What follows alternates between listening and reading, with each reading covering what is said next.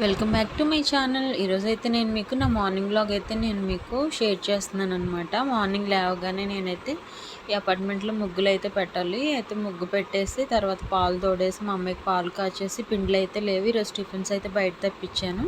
పిండిలు అయితే నానబెట్టుకున్నాను ఇడ్లీకి దోశకి. అండ్ పప్పు చేద్దాము. పొట్లకాయలు అయితే రెండే ఉన్నాయి, సరిపోవు కదా అని పప్పుకి అయితే వేసేసాను అనమాట. పొట్లకాయ పప్పు కూడా టేస్ట్ బాగుంటుంది, ఒకసారి ట్రై చేయండి. అండ్ పప్పు కూడా పెట్టేసుకున్నాను. మా అమ్మ అయితే 2 రోజుల నుంచి లడ్డూలు చేయమని అడుగుతుంది. ఇంక అన్నీ రెడీగా పెట్టుకొని ఒకదాని తర్వాత ఒకటైతే చేసేసాను. ఇడ్లీ పిండి అయిపోయింది, దోశ పిండి అయిపోయింది. 3 అవర్స్ నానాకైతే మిక్సీ వేసి పెట్టుకున్నాను. నేను మ్యాక్సిమం మార్నింగే వేసుకుంటాను, ఈవినింగ్ టైం వేయను. మార్నింగే పని అంతా చేసుకుని ఈవినింగ్ కొంచెం రిలాక్స్ అవుతాను అనమాట. అయితే ఈ జీడిపప్పులు కూడా కొంచెం బాగా దోరగా వేయించుకొని మిక్సీ పట్టుకున్నాను. ఆ తర్వాత కొంచెం అయితే ఈ పప్పు తాలింపు వేసుకున్నాను. ఈ బెల్లం అయితే కొంచెం కరిగేలోపు ఇవన్నీ చేసుకున్నాను అనమాట. జీడిపప్పు కూడా పొడి చేసి పెట్టుకున్నాను. జీడిపప్పు మొత్తం పౌడర్ లాగే కాకుండా కొంచెం పప్పులుగా కూడా ఉంచుకోవచ్చు. కాకపోతే చిన్నపిల్లలకు డైజెస్ట్ అవ్వదు కదా అని నేను ఇలా చేస్తానన్నమాట. అచ్చంగా జీడిపప్పుతో చేసింది టేస్ట్ అయితే చాలా బాగుంటుంది. మీరు ఒకసారి వినే ఉంటారు, కాజు కత్లీ అని టేస్ట్ ఉంటుంది, అది స్వీట్ ఉంటుంది కదా, ఆ టేస్ట్ వస్తుంది అనమాట. టేస్ట్ అయితే చాలా బాగుంటుంది.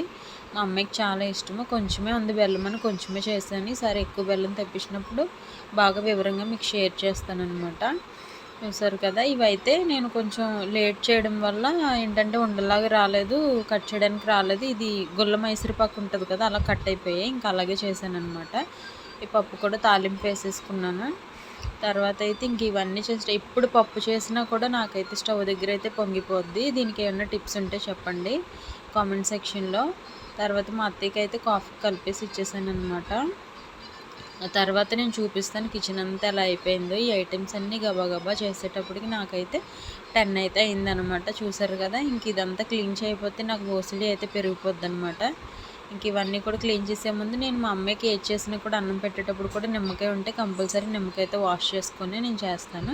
సో ఇవైతే నేను కట్ చేసేసాను అనమాట. టేస్ట్ అయితే చాలా బాగుంది, ఒకసారి అయితే ట్రై చేయండి. ఏ బెల్లంతో అయినా కూడా వస్తుంది. నేను ఎక్కువగా మ్యాక్సిమం ఆర్గానిక్ బెల్లమే యూజ్ చేస్తాను. ఈసారి అంటే ఎల్లో కలర్దే అవైలబుల్గా ఉంది. ఇందులో షుగర్ అయితే ఎక్కువగా ఉంటుంది, అందుకని తెప్పించను.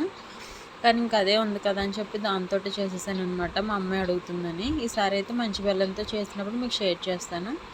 అండ్ చూసారు కదా, పెరుగు అయితే తోడుకుపోయింది. మార్నింగ్ పెట్టింది, పాలు కాచి పక్కన పెట్టుకున్నాను. ఇడ్లీ పిండి, దోశ పిండి, ఇంకా రైస్ కడిగి పెట్టుకున్నాను. పప్పు, లడ్డు ఇవన్నీ చేశాను అనమాట. స్టవ్ కూడా శుభ్రం క్లీన్ చేసుకున్నాను. ఎంత పని అమ్మాయి ఉన్నా కూడా ఇన్ని గిన్నెలు అయితే రోజు కడగాల్సిందే, ఎందుకంటే వంటలు ఎక్కువ కదా. లేదంటే అవసరమైనప్పుడల్లా వెతుక్కోవాల్సి వస్తుంది. ఈ గిన్నెలు అయితే టబ్లో ఉంచాను. ఆఫ్టర్నూన్ ఈవినింగ్ తిన్నాక ఇంకా టబ్లో వేసేస్తాను.